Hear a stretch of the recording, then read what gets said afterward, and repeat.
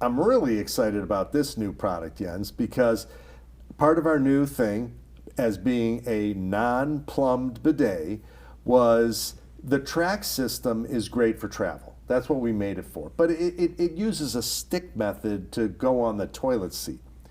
You know, I mean, it's not something that you permanently want at home because, you know, you could be peeing on it and it's, you know, your toilet seat gets a little dirty in the front. It was meant to be more temporary, not for like months on end use.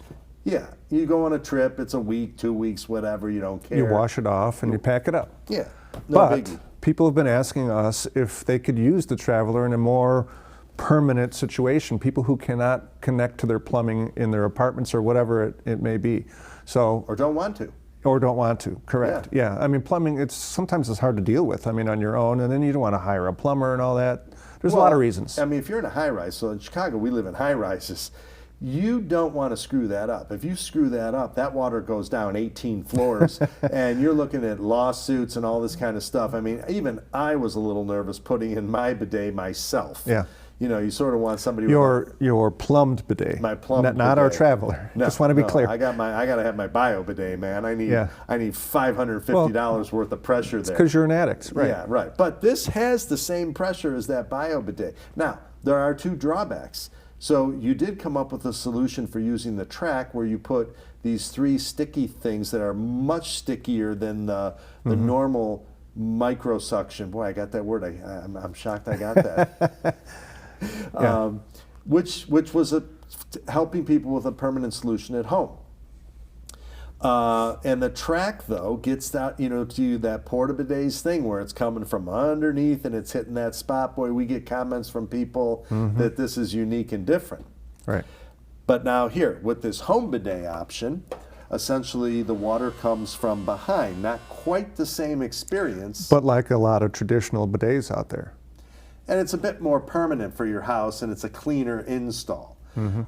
And out of the way a little bit more. It's for a more permanent situation, not plumbed to your house. Yeah, no, I mean, it's literally going to work like a plumb bidet. You just got to fill the container up with water, whether it be a bag, which I would use. And then the beauty is these never have real good hot water. I mean, there's like one that has hot water, but it's dicey, man. You got to go.